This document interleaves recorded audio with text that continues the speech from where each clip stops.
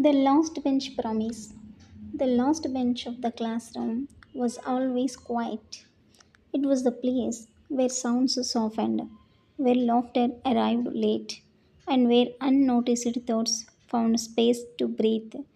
That was where Ananya sat every day without fail. She wasn't shy, she wasn't afraid. She simply preferred watching before speaking. Sri Veda Degree College looked proud from the outside. Neatly trimmed lawns, bright notice boards, and posters about discipline and values greeted every visitor. But Ananya had learned something.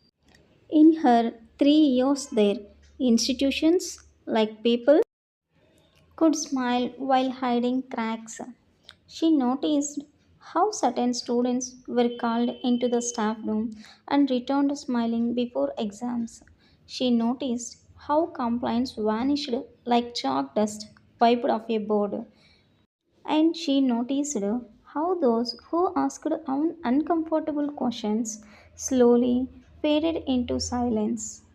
Ananya kept these observations to herself until the afternoon Meera fainted. The exam hall froze as Meera collapsed, her answer sheet half filled. Teachers rushed in, blaming stress, heat, weakness, anything convenient. But when Ananya helped her up, she saw the dark marks on Meera's wrist.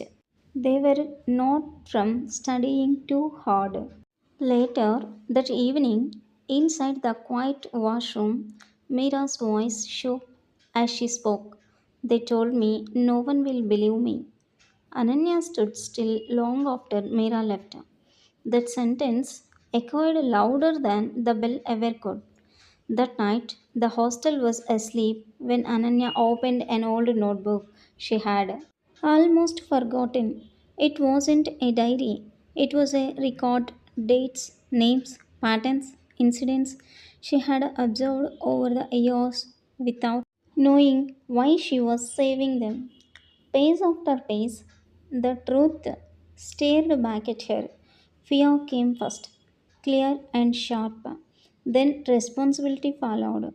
She didn't rush. Anya was patient by nature.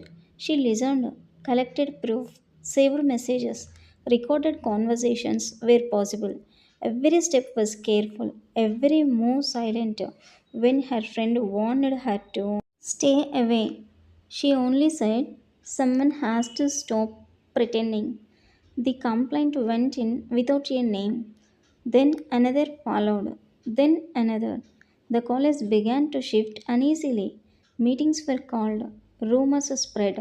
Students were warned to focus on studies instead of creating trouble.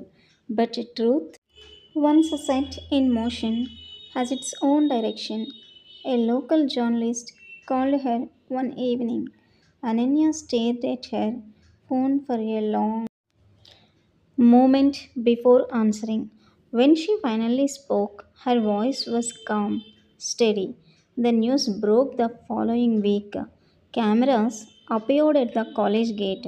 Whispers filled corridors. Familiar faces looked unfamiliar with fear.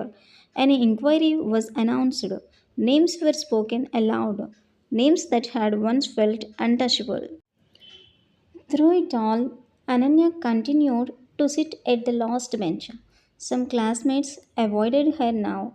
Some teachers refused to meet her eyes. But when Meera came to her, smiling for the first time in weeks, Ananya felt something settle inside her, a quiet certainty that this was worth it. On the final day of college, the classroom was empty.